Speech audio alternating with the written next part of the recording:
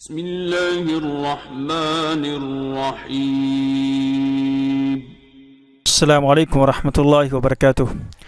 ناظرین، تکمت فٹس کا استقبال ہے مخرج ٹی وی اوریجنل کے ایپیسوڈ بکس ریویو میں۔ ناظرین، آج ہمارا ایپیسوڈ نمبر 18 اور آج آپ سب کے لیے لے کر آئے ہیں ایک نایاب تصنیف جس کا نام ہے المعجم المفہرس للفاظ القرآن الکریم۔ یہ ایک ایسی جامع کتاب ہے، ایک ایسی نایاب تصنیف ہے جسے آپ ایک مرتبہ پڑھیں گے تو بار بار آپ کو پڑھنے کو دل کرے گا، اور بہت ہی زیادہ یہ آپ کے درس میں کام آنے والی کتاب ہے۔ اگر آپ تفسیر بیان کر رہے ہوں، قرآن کا درس دے رہے ہوں تو اس درس میں بہت ہی زیادہ مفید ثابت ہوگی یہ کتاب۔ ایک مرتبہ آپ ڈاؤن لوڈ کر لیں، پھر اس کے بعد آپ اس کو ہمیشہ اپنے ساتھ رکھیں گے انشاءاللہ۔ یہ ایسی تصنیف ہے آپ کو، اور ہم کوشش بھی یہی کرتے ہیں کہ آپ کے ساتھ کچھ ایسی تصنیفات، کچھ ایسی کتابیں شیئر کی جائیں جس کو پڑھ کر، جس کو دیکھ کر لگے کہ یار اس میں کچھ الگ ہے، کچھ یونیک ہے، کچھ تو اس میں نیا ہے۔ تو ایسی کتاب ہی ہم کوشش کرتے ہیں کہ آپ کے ساتھ شیئر کی جائے جو پڑھ کر کے اس مصنف کے لیے دل سے دعائیں نکلے۔ تو ایسی ہی ایک کتاب المعجم المفہرس للفاظ القرآن الکریم ہے جو ایک مرتبہ انشاءاللہ آپ پڑھیں گے تو بار بار پڑھنے کو دل کرے گا۔ آئیے تھوڑا سا میں اس کے بارے میں آپ کو بتلاتا چلوں تاکہ آپ اسے اور بھی جلدی ڈاؤن لوڈ کر لیں اور اپنے پاس رکھیں۔ معجم علامہ محمد فواد عبد الباقی رحمۃ اللہ علیہ کی تصنیف ہے۔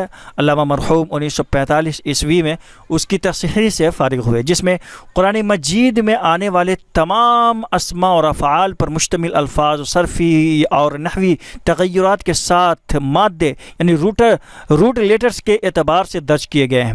ہر لفظ سے متعلق آیت نمبر، سورت کے نام اور سورت نمبر کے ساتھ درج کی گئی ہے۔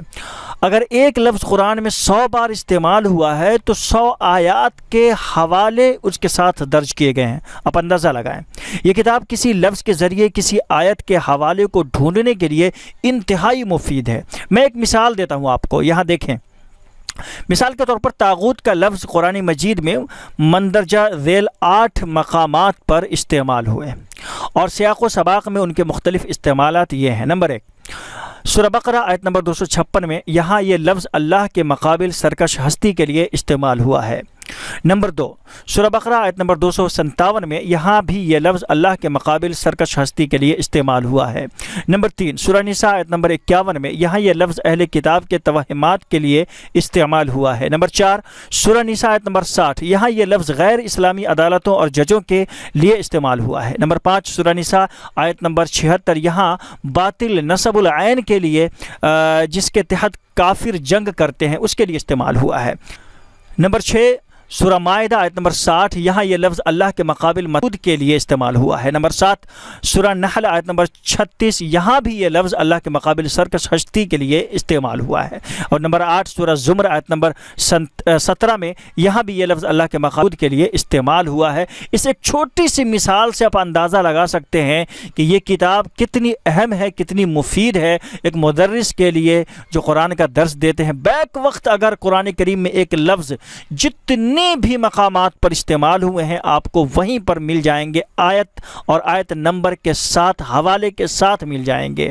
تو آپ اس سے اندازہ لگائیں کہ یہ کتنی مفید کتاب ہو سکتی ہے آپ کے لیے۔ بہرحال تو اسی ویڈیو کی ڈسکرپشن میں ڈاؤن لوڈ لنک بھی موجود ہے، آپ لوگ ڈاؤن لوڈ کریں اور اس سے فائدہ اٹھائیں، اور دوستوں کے ساتھ بھی شیئر کریں تاکہ دوسرے لوگ بھی اس سے فائدہ اٹھائیں۔ اور اسی طرح کی مزید ویڈیو اور کتابیں حاصل کرنے کے لیے ہمارے چینل کو بھی سبسکرائب کر لیں تاکہ ہم اسی طرح کی ویڈیوز آپ تک پہنچاتے رہیں اور اس سے آپ فائدہ اٹھاتے رہیں۔ ملتے ہیں انشاءاللہ ایک نئی ویڈیو کے ساتھ۔ جاتے ہوئے ویڈیو کو لائک کر دیجیے گا، چینل پر نئے ہیں تو چینل کو سبسکرائب ضرور کر لیجیے گا۔ ملتے ہیں، وعلیکم ورحمۃ اللہ وبرکاتہ۔ اللهم إنا نعوذ بك من علم لا ينفع